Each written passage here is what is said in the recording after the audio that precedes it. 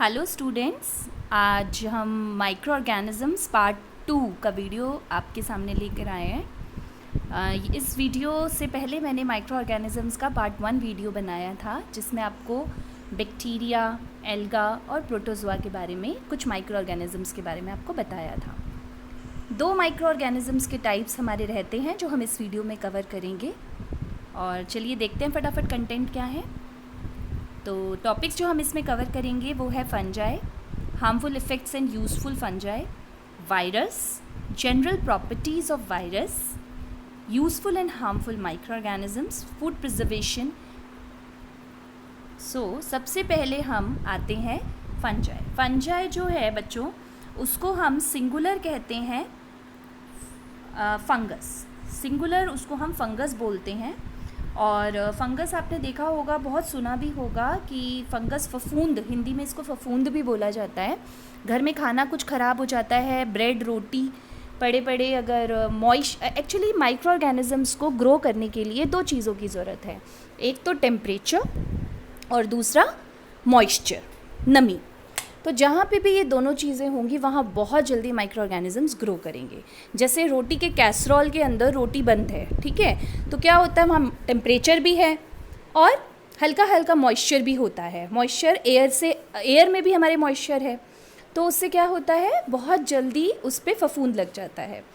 और अगर हमको माइक्रो ऑर्गेनिज़म से फूड को बचाना है तो वो भी हम इस वीडियो में कवर करेंगे कि क्या क्या तरीका है, what are the ways by which we can prevent our food materials, we can preserve our food materials. ठीक है। फंजाई, सबसे पहले इसकी कैरेक्टरिस्टिक्स देख लेते हैं। ये प्लांट्स होते हैं बच्चों, these are plants like organisms. Plants जैसे होते हैं, लेकिन फ़र्क ये होता है, प्लांट्स जो होते हैं वो ग्रीन होते हैं, उनमें क्लोरोफिल होता है। 7th में आप पढ़ चुके हैं। Chlorophyll is very important for the process of photosynthesis. ठीक है, बट फंजाई में ऐसा कोई प्रोसेस नहीं होता। तो फोटोसिंथेसिस नहीं होता, इसका मतलब ये अपना खाना खुद नहीं बना सकते। अगर ये अपना खाना खुद नहीं बना सकते तो क्या करेंगे, ऑब्वियसली ये अपना खाना दूसरों से डिराइव करेंगे, राइट।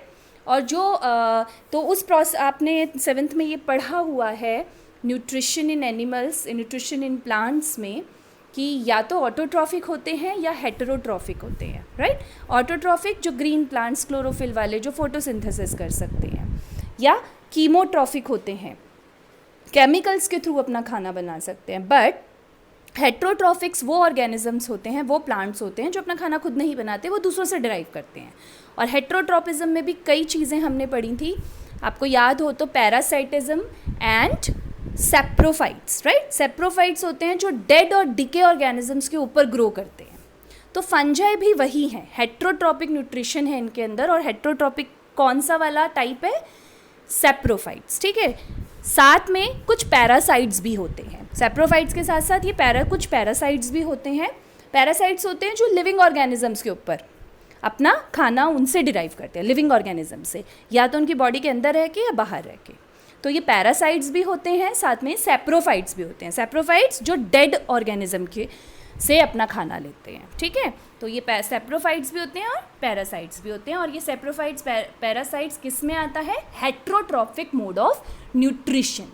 एक ऑटोट्रॉफिक, एक हेट्रोट्रॉफिक। तो ये हेट्रोट्रॉफिक में आता है, मतलब ये अपना खाना खुद नहीं बनाते, दूसरों से डिराइव करते हैं। या तो लिविंग ऑर्गेनिज्म से करेंगे तो पैरासाइट्स कहा जाएगा, पैरासिटिक मोड ऑफ न्यूट्रिशन, और डेड ऑर्गेनिज्म से करेंगे तो सेप्रोफिटिक मोड ऑफ न्यूट्रिशन। ठीक है, अब ये यूनिसेलुलर और मल्टीसेलुलर दोनों होते हैं। मैंने आपको भी बताया था, इनको वार्म और मॉइस्ट इन्वायरमेंट, टेम्परेचर भी चाहिए और मॉइस्चर भी चाहिए, साथ में डार्क लाइट नहीं होनी चाहिए।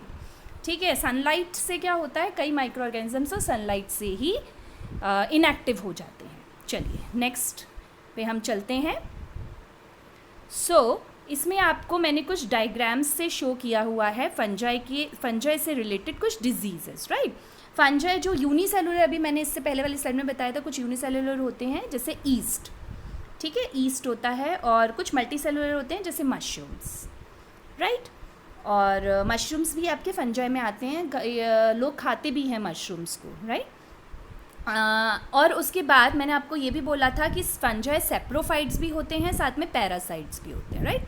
सेप्रोफाइट्स का मतलब जो डेड मटेरियल के ऊपर अपना खाना डिराइव करते हैं, डेड मटेरियल्स, वुड, ब्रेड। जैसे ये आप देख रहे हैं यहाँ पे मैंने एक डायग्राम में, वुड के ऊपर आपने देखा होगा बरसात में गीली हो जाती हैं जब लकड़ियाँ, और गर्मी की वजह से, मॉइस्चर की वजह से डार्क प्लेसेस में रखी हों, सनलाइट में ना हो, सनलाइट में होंगी तो सूख जाएंगी, मॉइस्चर हो, डार्क हो, साथ में टेम्परेचर अगर उनको मिले, हीट मिले, थोड़ा बहुत टेम्परेचर मिले जिसमें वो पनप सके, तो वुड में ऐसे फंजाई आपने देखा होगा वाइट कलर का ग्रो कर जाता है, तो वो सैप्रोफाइट है।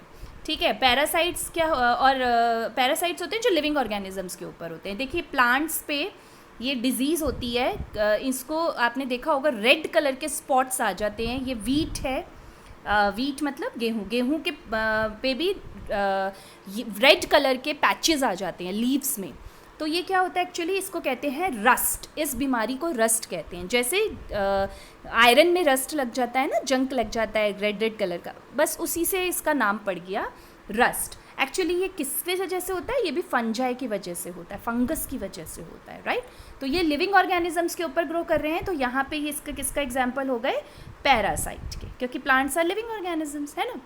ऐसे ही आपको नीचे एक डायग्राम दिया हुआ है, आप देख सकते हैं यहाँ पे, आप पहचान पा रहे हैं ये क्या चीज़ है, ये एक्चुअली किसी इंसान का फुट है, पैर है, ठीक है। तो पैर के फिंगर्स के बीच में, ठीक है, फंगस ग्रो करता है और वहाँ पे घाव हो जाते हैं, इचिंग होनी शुरू होती है, फिर धीरे धीरे उधर घाव हो जाते हैं। ये फंगस की वजह से होता है, और ये ज़्यादातर एथलीट्स के पैर में मिलता है, क्योंकि एथलीट्स जो होते हैं जनरली शूज़ पहनते हैं रनिंग के लिए, जंपिंग के लिए, है ना। तो शूज़ से क्या होता है, मॉइस्चर और गर्मी दोनों मिलता है, पसीना आता है पैरों में, मॉइस्चर डेवलप होता है, गर्मी रहती है, तो वहाँ पे फंगस के ग्रो करने के चांसेस ज़्यादा हैं। अगर वो हाइजीन नहीं रखते हैं, ठीक है, बहुत समय तक शूज़ के अंदर पैर हैं, बाहर नहीं निकाले हैं, और सॉक्स अगर वॉश नहीं करके बिना वॉश किए पहन लिए हैं, तो वो अनहाइजीनिक कंडीशंस में ये फंगस ग्रो होता है पैरों में, जिसको एथलीट्स फुट भी कहते हैं। तो ये भी पैरासाइट है, क्योंकि लिविंग ऑर्गेनिजम्स के ऊपर ग्रो कर रहा है। तो यहाँ पे एग्जांपल है एथलीट फुट इन ह्यूमन, इस बीमारी को कहते हैं एथलीट फुट। तो रैशेस से धीरे धीरे इचिंग होती है, खुजली होती है, स्क्रैचेस पड़ जाते हैं और घाव भी हो जाते हैं। सो दीज आर द, ये कुछ डिटेल है फंगस के बारे में। आगे चलते हैं। Harmful effects of fungus. Harmful effects आपको पता ही है, नंबर 1 पॉइंट आपको मैंने अभी बताया कि डिस्ट्रक्शन ऑफ फूड, खाने को ख़राब करता है, पेपर को ख़राब करता है, कपड़ों को भी। आपने देखा होगा अगर कॉटन की, या सुना होगा मम्मी से कि कॉटन की साड़ियों में मम्मी स्टार्च लगा के रखती हैं, ठीक है। स्टार्च लगा के कॉटन की साड़ियों में, कॉटन के कपड़ों में स्टार्च लगा के रखा जाता है, और अगर वो ठीक से ना सूखे तो वो मॉइस्चर रहेगा, ठीक है, और किसी डार्क प्लेस पे रख दिए जाएं कपड़े फोल्ड करके, उनको टेम्परेचर भी मिलेगा, मॉइस्चर भी रहेगा, स्टार्च तो है ही उसमें। स्टार्च एक्चुअली जो है वो प्रॉपर है ग्रो करने के लिए माइक्रो ऑर्गेनिजम्स के। तो फंगस लग जाता है, साड़ियों में भी फंगस लग जाता है, कॉटन के कपड़ों में फंगस लगता है, पेपर में रख जाता है। आपने सुना भी होगा कि नोट ख़राब हो जाते हैं, ठीक है, नोट भी ख़राब होते हैं। नोट भी एक्चुअली फाइबर से बनते हैं, और अगर वो गीले हो जाएं और किसी गर्म जगह में रखे जाएं, लोग अपने तहखानों में छुपा छुपा के अपने नोट रखते हैं, तो उसमें क्या होता है कि फंगस उगने के और पूरे नोट ख़राब हो जाते हैं, ठीक है। तो उसके बाद डिजीज़ेस भी होती है फंगस से, जैसे एलर्जीज़, ठीक है, बॉडी में एलर्जीज़ हो जाती हैं फंगस की वजह से। दाद, खुजली सुना होगा, this all because of fungus and all. उसके बाद जो फंगस है वो कुछ पॉइजनस मशरूम्स है, कि हर मशरूम नहीं खा सकते, कुछ मशरूम्स ऐसे होते हैं जो पॉइजनस होते हैं। तो पॉइजनस क्यों होते हैं, क्योंकि उनमें से टॉक्सिन बनता है, पॉइजन बनता है, ठीक है। और ऐसे अगर फूड को खा लिया जाएगा तो वो हार्मफुल होगा, ठीक है। तो उससे पॉइजन जो है बॉडी में जाएगा, तो उसको माइसिटिज्म कहते हैं, या माइकोटॉक्सिकोसिस भी कहा जाता है। The poison that enters into the body by consuming poisonous mushroom, ठीक है। उसके बाद प्लांट डिजीजेस के लिए रिस्पॉन्सिबल है फंगस। अभी मैंने आपको दिखाया था रस्ट, जिसे हम कहते हैं रस्ट, पत्तियों में पैचेस हो जाते हैं, ख़राब हो जाती है फसल, ख़राब हो जाती है गेहूं की, वीट में पत्तियों में पैचेस आ जाते हैं। तो प्लांट में डिजीज़ेस भी होती हैं, इंसानों में भी डिजीज़ेस होती हैं, है ना। और फंगस कई चीज़ों को ख़राब करता है, फूड को, वुड को, पेपर को, क्लोथ को भी ख़राब करता है। एग्रीकल्चर प्रोडक्ट्स को अभी खराब, वो बताया कैसे, प्लांट्स में अगर डिजीज़ करेगा तो एग्रीकल्चर को भी ख़राब करेगा, है ना। और फंगस जो है आपने ये मैग्नेटिक टेप्स एंड डिस्क जो सीडीज़ वगैरह होती हैं उसमें भी फंगस लगता है और वो सीडीज़ को भी ख़राब कर सकता है। अगेन वही कंडीशंस चाहिए, मॉइस्चर चाहिए, थोड़ा सा टेम्परेचर चाहिए और वो भी ख़राब होते हैं। मार्बल्स भी ख़राब हो सकते हैं फंगस लगने से। आपने दीवारों पे भी देखा होगा जहाँ सीलन आ जाती है जिन दीवारों पे, उधर वाइट वाइट कलर के पैचेस देखे होंगे आपने, है ना। तो वो सीलन की वजह, मॉइस्चर की वजह से टेम्परेचर क्रिएट हो जाता है जिससे वो फंगस दीवारों पे भी ग्रो होते हैं, मार्बल पे भी होते हैं, वैक्स में भी होते हैं और चीज़ों को ख़राब करते हैं। So these are the harmful effects. Let's move on to the next slide.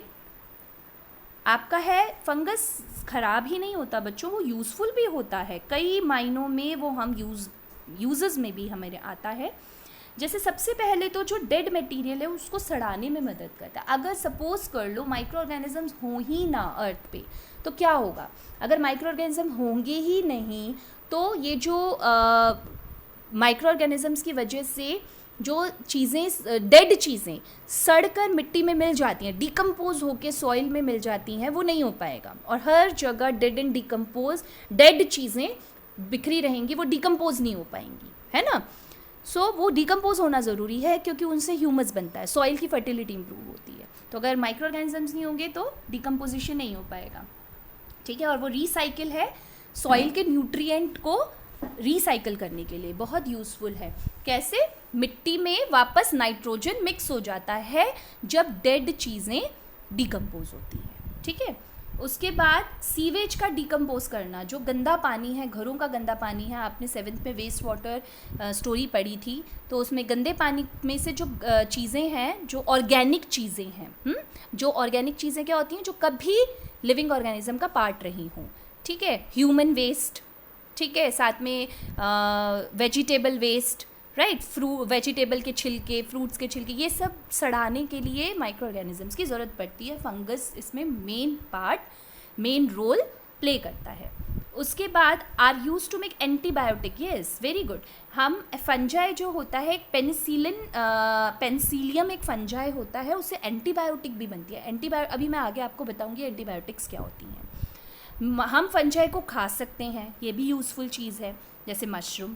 और ईस्ट भी एक फंजाई है, ये भी आपने 7th में पढ़ा था, जिसमें बडिंग फिनोमिना होता है, और ये भी मैंने बताया था कि वो ब्रेड वगैरह बनाने के लिए यूज़ होता है। एनारोबिक रेस्पिरेशन होती है ना ईस्ट में, है ना, जिससे कार्बन डाइऑक्साइड और आपके क्या बनता है, अल्कोहल, है ना। तो ये ब्रेड ही बनाने में यूज़ नहीं होता, ये वाइन्स और अल्कोहल बनाने की कंपनीज़ में भी यूज़ किया जाता है ईस्ट। वैसे इसे बेकर्स इंडस्ट्री में ज़्यादा बेकरी में ज़्यादा यूज़ करा जाता है, ठीक है, ब्रेड वगैरह बनाने में। चलिए नेक्स्ट करते हैं। फंजाई के बाद क्या है हमारा, वायरसेस। वायरसेस प्लूरल है, सिंगुलर है वायरस, ओके। वायरस अभी आप सुन ही रहे होंगे, बहुत फैल रहा है कोरोना वायरस, राइट। तो वायरस एक्चुअली हैं क्या, ना ये लिविंग है ना ये डेड है, राइट, ना ये जीते हैं, हम कह सकते ना ये लिविंग है ना डेड है। तो ये इन पर एंटीबायोटिक्स का कोई असर नहीं होता, ठीक है। अब ये एंटीबायोटिक्स क्या है मैंने अभी आपको बोला, मैं आपको आगे बताऊंगी, तो चलो उसको थोड़ा सा हम आगे के लिए छोड़ देते हैं, पहले वायरस के बारे में समझते हैं। वायरस से हमें काफ़ी बीमारियां होती हैं। हमारा कोल्ड फ्लू हमें जो होता है, खांसी जुकाम, वो वायरस की वजह से होता है। हेपेटाइटिस सी वायरस की वजह से होता है ना। और आपका हर्पिस वायरस होता है। कोरोना वायरस देखिए आपका यहाँ पे डायग्राम कोरोना वायरस का भी दिया मैंने। बर्ड फ्लू वायरस होता है, small pox, chicken pox, AIDS, even AIDS भी आपका वायरस की वजह से होता है, ठीक है। इन्फ्लुएंज़ा, ये इन्फ्लुएंज़ा कोल्ड का वायरस है ना। तो ये ना लिविंग होते हैं ना डेड होते हैं। एक्चुअली ये मतलब अपने को डिवाइड नहीं कर पाते, अपना रिप्रोडक्शन नहीं कर पाते जब तक ये किसी होस्ट के अंदर एंटर ना करें। होस्ट क्या होता है, वो कुछ भी ऑर्गेनिज्म जो इनको शरण दे और इनको न्यूट्रिशन प्रोवाइड करे, तब तक ये डिवाइड नहीं होते हैं, ठीक है। जैसे कोरोना वायरस, टच से ही एक दूसरे को स्प्रेड हो जाते हैं। काफ़ी जो वायरसेस हैं वो टच से ही स्प्रेड हो जाते हैं। जनरली फ्लू वाले जो होते हैं, स्वाइन फ्लू वाले हो गए, कोरोना वायरस हो गया, इन्फ्लुएंज़ा वाले हो गए, है ना, इबोला वायरस, ये सब टच से कांटेक्ट में आके या ड्रॉपलेट से छींक के जो ड्रॉपलेट्स एनवायरनमेंट में फैलते हैं उसके थ्रू ये ट्रैवल करते हैं एक इंसान से दूसरे इंसान में, और जैसे ही वे किसी भी लिविंग बॉडी के अंदर एंटर करते हैं वैसे ही ये डिवाइड होना शुरू करते हैं और अपना हार्मफुल इफेक्ट दिखाना शुरू करते हैं।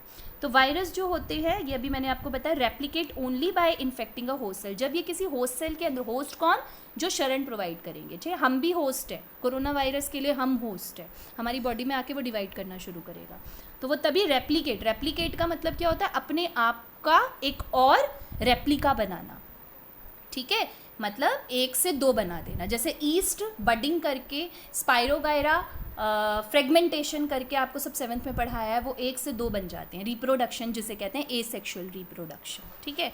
तो ऐसे ही ये भी रिप्लिकेट करते हैं जब ये किसी होस्ट के अंदर एंटर करते हैं। अब ये अपने आप रिप्रोड्यूस नहीं कर पाते हैं, ठीक है, क्योंकि ना ये हम लिविंग में आते हैं ना ये डेड में आते हैं, ये लिविंग और डेड के बीच का ऑर्गेनिज्म है वायरस। और इनमें यूकैरियोट्स और प्रोकैरियोट्स दोनों होते हैं। ये यूकैरियोट प्रोकैरियोट क्या होते हैं बच्चों? प्रोकैरियोट्स होते हैं प्रिमिटिव सेल्स, ये सिंगुलर सेल ऑर्गेनिजम्स होते हैं, और प्रोकैरियोट्स वो सेल होते हैं जो प्रिमिटिव थे पहले के, ठीक है, और यूकैरियोट्स जो नए बनकर आए सेल्स, तो ये दोनों ही होते हैं। आगे देखते हैं, ये कुछ आपको हमने HIV का, hepatitis, Ebola virus, bacteriophage influenza का, एडिनो वायरस, इसके कुछ पिक्चर्स आपको दिए हुए हैं। नेक्स्ट देखते हैं, वायरस जो है एक्चुअली वो टर्म कैसे आई, है ना। वायरस एक लैटिन टर्म से इंट्रोड्यूस हुई जिसका नाम है वेनम, पॉइजन। वेनम क्या मतलब होता है? स्नेक वेनम होता है, जैसे स्नेक का पॉइजन। तो वेनम से लैटिन वर्ड है वेनम, पॉइजन मतलब है जिसका, उससे ये वायरस टर्म इंट्रोड्यूस हुआ। एडोल्फ मेयर साइंटिस्ट थे जिन्होंने सबसे पहले वायरस को देखा। कहाँ? Tobacco plants. टोबैको पता है आपको? ये जो सिगरेट और बीड़ी के अंदर आता है, तंबाकू, है ना, तो उन प्लांट्स में वायरस को देखा और उसका नाम टोबैको मोज़ाइक वायरस रखा सबसे पहले एडोल्फ मेयर ने। ये एक ऑब्जेक्टिव क्वेश्चन आपका बनता है कि वायरस किसने डिस्कवर किया और किस प्लांट में डिस्कवर किया। ऑलराइट, वायरस एक अल्ट्रा माइक्रोस्कोपिक इन्फेक्शियस एजेंट है। अल्ट्रा माइक्रोस्कोप जिसे माइक्रोस्कोप के नीचे ही देखा जा सकता है, ऐसे नहीं देखा जा सकता, इन्फेक्शन प्रोवाइड करता है, इससे इन्फेक्शियस एजेंट है। और ये मल्टीप्लाई होके लिविंग सेल्स या होस्ट चाहिए इसको मल्टीप्लाई होने के लिए, वो मैं आपको पहले ही बता चुकी हूँ। So next move on to the next thing जो है general properties of virus. Properties क्या है वायरस की? सबसे स्मॉलेस्ट इन्फेक्शियस एजेंट है ये, ठीक है, बहुत छोटा होता है और पैरासाइट की तरह भी बिहेव करता है, और या इसका जो जेनेटिक मटेरियल होता है वो DNA RNA दोनों में से कुछ भी हो सकता है। एंजाइम्स नहीं होते इसके अंदर कोई भी जो प्रोटीन और न्यूक्लिक एसिड सिंथेसिस करें। Depend on host cell machinery for और इसको रेप्लिकेशन के लिए होस्ट सेल चाहिए होता है। Causes a large number of human diseases. आपको अभी मैंने बताया कई डिजीजेस हैं, HIV है, इन्फ्लुएंजा है, स्मॉल पॉक्स है, मीजल्स होती हैं, बच्चों को छोटी माता आ जाती हैं, छोटे छोटे दाने, है ना, ये सब जो है वो वायरस की वजह से होता है। पोलियो, इवन पोलियो होता है, आपने सुना होगा पोलियो के बारे में, जो इससे छोटे बच्चों को चलने में परेशानी हो जाती, वो मसल्स वीक हो, नर्वस सिस्टम का एक्चुअली खेल है पूरा, नर्वस सिस्टम अटैक करता है पोलियो में, और जो बच्चे हैं उनको लेग्स उनके डिफेक्ट हो जाता है, वो चल नहीं पाते हैं, है ना। तो ये काफ़ी रेबीज़ भी एक बीमारी है वायरस की। रेबीज़ जो होता है कुत्ते के काटने, बंदर के काटने से होती है ये बीमारी, और इससे क्या होता है, ये रेबीज़ का वायरस जब बॉडी के अंदर एंटर करता है तो it's very harmful. Anti rabies के इंजेक्शन लगाने बहुत ज़रूरी हैं, लेकिन क्योंकि इसका कोई इलाज नहीं है, क्योंकि मैंने आपको पहले ही बताया था एंटीबायोटिक्स जो दवाइयाँ हैं उनका वायरसेस पे कोई असर नहीं होता है, ठीक है। इनके लिए वैक्सीन्स ही होती हैं जो इस बीमारी को, वायरस की बीमारियों को रोक सकती हैं, तो वो मैं आपको बताऊंगी वैक्सीन्स, एंटीबायोटिक्स क्या है आगे। So next is useful and harmful micro organism. कुछ यूज़फुल हैं, कुछ हार्मफुल हैं, ठीक है। माइक्रो यूज़फुल कैसे हैं, अभी आप सारा रिकॉल करो। अभी मैंने आपको बताया ईस्ट वगैरह, है ना, हम उसको फूड और बिवरेज क्या होते हैं, वही अल्कोहल वगैरह जो ड्रिंक्स होती हैं उनमें यूज़ करते हैं ईस्ट को, ठीक है। फिर मेडिसिन्स और वैक्सीन्स बनाने के लिए माइक्रो ऑर्गेनिजम्स का यूज़ होता है। अभी इंट्रोडक्शन मैंने आपको दिया था, मेडिसिन्स में बनाने में यूज़ होता है। माइक्रो एग्रीकल्चर में इन्वायरमेंट को साफ़ करने के लिए, क्लीनिंग, कैसे क्लीनिंग, हाँ, वेस्ट वाटर उसमें बताया था, जो सीवेज होता है या फिर जो डेड डिके ऑर्गेनिज्म मर जाते हैं वो मिट्टी में मिलते हैं, तो क्लीन ही तो हुआ इन्वायरमेंट। कैसे जो डेड और डिके ऑर्गेनिज्म, डेड ऑर्गेनिजम्स हैं वो डिके होते हैं, डिकम्पोज हो जाते हैं, सड़ते हैं माइक्रो ऑर्गेनिजम्स की मदद से। माइक्रो ऑर्गेनिजम्स उन पर लगकर उनको सड़ाते हैं और मिट्टी में मिलाते हैं। तो क्लीनिंग, इन्वायरमेंट की क्लीनिंग भी करते हैं माइक्रो ऑर्गेनिजम्स। हार्मफुल क्या होते हैं, डिजीज़ कॉज करते हैं, जैसे ह्यूमन में कॉमन कोल्ड हो गया, टेटनस हो गया। टेटनस बैक्टीरिया की वजह से होता है, कॉमन कोल्ड वायरस की वजह से होता है, ठीक है। कुछ बीमारियां फंगस की वजह से होती हैं, स्किन इन्फेक्शंस वगैरह, एंजाइमा वगैरह होता है, ठीक है। उसके बाद प्लांट में भी, एनिमल्स और प्लांट में भी डिजीज़ होती हैं, ठीक है। Citrus canker, anthrax, citrus canker, ये बैक्टीरिया की वजह से है। सिट्रस कैंकर होता है, इसमें भी ब्राउन कलर के स्पॉट्स आ जाते हैं सिट्रस फ्रूट्स में। सिट्रस फ्रूट्स जैसे ऑरेंजेस, गुआवा, अमरूद वगैरह से ब्राउन कलर के स्पॉट्स आते हैं, तो बैक्टीरिया की वजह से होता है। एंथ्रैक्स तो एनिमल्स में होता है, और सिट्रस कैंकर प्लांट्स में। येलो वेन मोज़ाइक, ये भी प्लांट्स में होता है। इसमें क्या होता है, पत्तियों की जो वेन्स होती है ना, वेनेशंस आपको बताया गया, वेन्स होती हैं, ठीक है, उसमें येलो कलर की हो जाती हैं वेन्स, तो उसको येलो वेन मोज़ाइक कहते हैं। ये वायरस की वजह से होता है, प्लांट्स की डिजीज़ है ये, ठीक है। तो कुछ एनिमल्स डिजीज़ हैं, कुछ प्लांट डिजीज़ है, कुछ ह्यूमन डिजीज़, ये सब किससे होती हैं, माइक्रो ऑर्गेनिजम्स। कुछ माइक्रो ऑर्गेनिजम्स यूज़फुल हैं, वो हमें फूड में यूज़ करते हैं, मेडिसिन वैक्सीन्स में यूज़ करते हैं, एग्रीकल्चर में, और इन्वायरमेंटल यूजेस भी होते हैं। उसके बाद हमारे ये एक ग्राफिक आपको दिया हुआ है, ग्राफ दिया हुआ है, या फिर आप कह लें पिक्चर आपको दी हुई है कि फ्रेंडली माइक्रो ऑर्गेनिजम्स कौन से होते हैं। फ्रेंडली माइक्रो ऑर्गेनिजम्स जो हमारी मदद करती हैं मेडिसिन्स में, इन्वायरमेंट में, हाउसेस में, कमर्शियल यूजेस और एग्रीकल्चर। धीरे धीरे एक एक करके लेते हैं ना। एग्रीकल्चर में आपने पढ़ा है राइजोबियम, एक बैक्टीरिया है जो पल्सेस, जो दालें होती है उनके रूट्स में लगता है, ठीक है, और हेल्प करता है नाइट्रोजन, एटमॉस्फेयर में जो नाइट्रोजन है वो जो दालों के पौधे हैं उनको नाइट्रोजन प्रोवाइड करता है, राइजोबियम। तो एग्रीकल्चर में यूज़ हो गया उसका। साथ में कुछ बैक्टीरिया वगैरह भी होते हैं, वो क्या करते हैं, फंगस बैक्टीरिया, ये डेड ऑर्गेनिज्म के ऊपर करते हैं, ये कई बार मैं आपको बोल चुकी हूँ, उसको डिके कर देते हैं और मिट्टी में मिला देते हैं, ह्यूमस प्रोवाइड करते हैं, तो सॉइल भी फर्टाइल होगी, ह्यूमस बनेगा तो, और अल्टीमेटली एग्रीकल्चर में हेल्प होगी, ठीक है, खेती बाड़ी में मदद होगी। इन्वायरमेंट में कैसे यूज़ होता है हमारा, अभी जैसे बताया, क्लीनिंग द इन्वायरमेंट, राइट, जो nitrogen, carbon, sulphur, phosphorus cycle है इन्वायरमेंट में जो चलती रहती हैं, ये सब माइक्रो ऑर्गेनिजम्स की मदद से, माइक्रोब्स कह लो या माइक्रो ऑर्गेनिजम्स कह लो, उनकी हेल्प से चलती हैं। नेक्स्ट आपको कमर्शियल यूजेस। कमर्शियल मीन्स हम उसको पैसा बनाने के लिए कैसे यूज़ करते हैं, जैसे ईस्ट को वाइन, बियर बनाने में यूज़ कर सकते हैं। कुछ बैक्टीरिया से चीज़ बनता है, ठीक है, जिसे हम खाते हैं। योगर्ट, दही भी बनती है, पता होगा आपको, बैक्टीरिया, लैक्टोबैसिलस बैक्टीरिया से बनता है।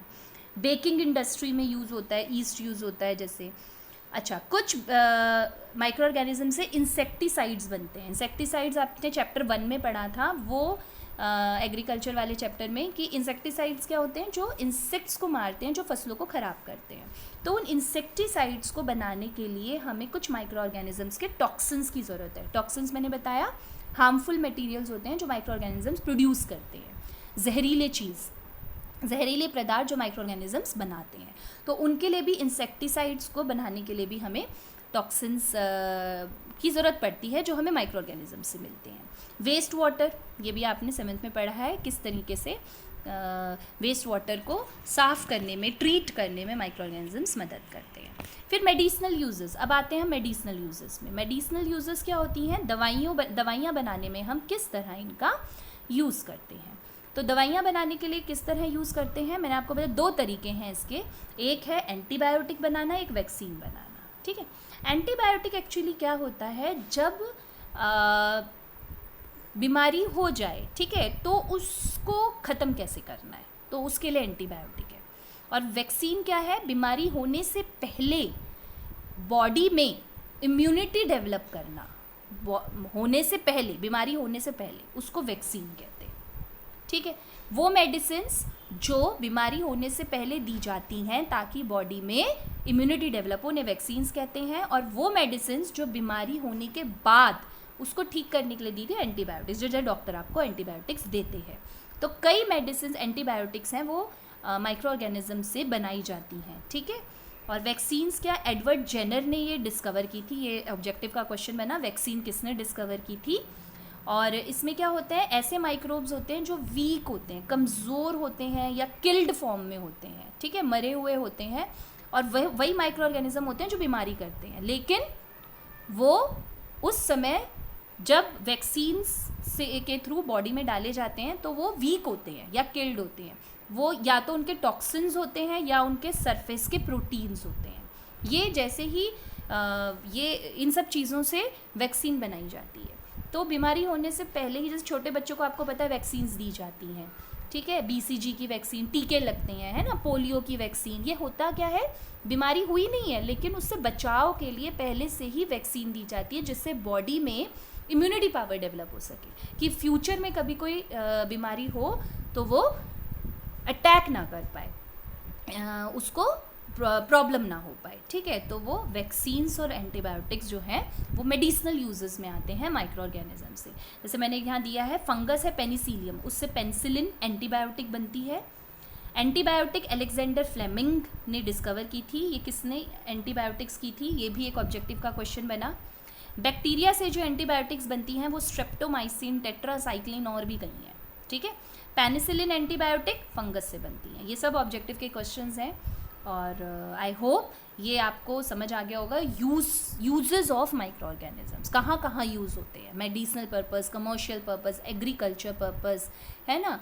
तो ये सब आपको इन्वायरमेंटल पर्पस, तो ये सब आपका क्वेश्चन, एक लॉन्ग क्वेश्चन प्रिपेयर हो गया और उसमें से कुछ कुछ ऑब्जेक्टिव क्वेश्चंस। तो next last topic is food preservation. अभी मैंने आपको स्टार्टिंग में ही बताया था, माइक्रो ऑर्गेनिजम्स हमारा खाना भी ख़राब करते हैं। उनको मॉइस्चर टेम्परेचर चाहिए होता है, जिसमें निश्चित टेम्परेचर मॉइस्चर में ख़राब, इसीलिए खाना बचाने के लिए हम फ्रिज भी यूज़ करते हैं, कूल भी करते हैं चीज़ों को ताकि वो ख़राब ना हो, है ना, क्योंकि टेम्परेचर कम हो जाएगा तो वहाँ पर माइक्रो ऑर्गेनिज्म पनपेंगे नहीं। ठीक है, तो what are the methods of food preservation? Heating, या तो हीट करना एक मेथड ऑफ प्रिजर्वेशन है, ओके, या फिर pasteurization of milk. Pasteurization actually बहुत अच्छा प्रोसेस है। ये एक लॉन्ग प्रोसेस है जिसमें पहले हीटिंग की जाती है, जो काउ से या बफेलो से मिल्क मिलता है, फिर उसको कूल किया जाता है, तब उसको पैकेट्स में या बॉटल्स में आप तक पहुंचाया जाता है, दूध के पैकेट्स या बॉटल्स में। पेस्चराइजेशन मिल्क कैसा होता है, पहले दूध को हीट करते हैं 100 डिग्री से कम, या कह लो 71.7 डिग्री सेल्सियस तक उसको हीट किया जाता है 15 सेकेंड, ओनली 15 सेकेंड्स, 15 सेकेंड्स तक, इससे ज़्यादा से ज़्यादा 25 सेकेंड, इससे ज़्यादा नहीं। ठीक है, ख़राब भी हो सकता है दूध नहीं तो 71.7 डिग्री सेल्सियस तक दूध को हीट करके फिर एकदम से उसको सडन कूलिंग की जाती है, क्विकली कूल टू 3 डिग्री, एकदम से 3 डिग्री पे उसे कूल किया जाता है। तो ऐसा करने से एकदम गर्म और एकदम ठंडा करने से उसके जितने बैक्टीरिया, उसमें जितने माइक्रो ऑर्गेनिजम्स हैं सब किल हो जाते हैं और वो दूध प्रिजर्व रहता है, ख़राब नहीं होता है। ठीक है, उसके बाद cooling, next is your cool करना भी आप जानते हैं। देन डिहाइड्रेशन मतलब फूड में से पानी को निकाल दिया जाता है। कैसे निकालेंगे? सन ड्राई करके, उसको ड्राई कर देते हैं, धूप में सुखा दो तो वो उसमें से वाटर का कंटेंट निकल जाएगा। जब मॉइस्चर ही नहीं रहेगा तो माइक्रो ऑर्गेनिज्म ग्रो नहीं करेगा, है ना। तो ये एक सिंपल सा फंडामेंटल थ्योरी है इसके पीछे कि मॉइस्चर ख़त्म कर दो खाने से। तो ये देख रहे होंगे आप, कुछ चीज़ें सुखा के, जैसे केले के चिप्स बना के सुखा के उसको स्टोर किया जा सकता है, आलू के चिप्स उसको सुखा के स्टोर किया जा सकता है ना। पहाड़ों पे आपने सुना होगा या देखा होगा कि जो पहाड़ी इलाके हैं वहाँ पे वेजिटेबल्स, फ्रूट्स बहुत ज़्यादा नहीं होते, तो लोग क्या करते हैं वहाँ पे प्रिजर्व करके रखते हैं, उनको धूप में सुखा के डब्बों में बंद करके रखते हैं, और जब पकाना हो हल्का सा उसको उबलते पानी में थोड़ा सा बॉईल करते हैं और फिर उसकी सब्ज़ी बना लेते हैं। तो ये एक अच्छा तरीका है चीज़ों को प्रिजर्व करके रखने का, सन ड्राइंग। ठीक है, सुखाकर। क्या होता है, उससे पानी ख़त्म हो जाता है, जिसको डिहाइड्रेशन कहते हैं। उसके बाद एक और मेथड है कैनिंग। कैनिंग क्या होता है, ये कुछ कुछ पिकल की तरह है, पिकलिंग की तरह है, अचार डालने की तरह, ठीक है, बट अचार में स्पाइसेस और तेल का यूज़ होता है। कैनिंग में स्पाइसेस और तेल यूज़ नहीं होता है। जनरली फूड मटेरियल्स को आप देख रहे होंगे जार्स में भर के रख देते हैं, ठीक है, और उसको हीट करते हैं, ठीक है। हीट या तो ये आर्टिफिशली हीटिंग होती है इंडस्ट्रीज़ में, फैक्ट्रीज़ में, ठीक है, अवंस वगैरह में, और या फिर इसको तेज़ धूप में भी रख के हीट किया जाता है, जिससे इसके माइक्रो ऑर्गेनिजम्स किल हो जाए और जो अंदर की जो एयर है बिल्कुल एयर टाइट रखा जाता है इसे, वो एयर भी निकल जाती है, ठीक है। तो ये कैनिंग का डेफिनेशन मैंने आपको दी है। तो ये कैनिंग भी एक अच्छा प्रोसेस, ना एयर रहेगी ना मॉइस्चर रहेगा, ठीक है, और ये कई दिनों तक खाना इसमें कैन करके भी प्रिजर्व किया जाता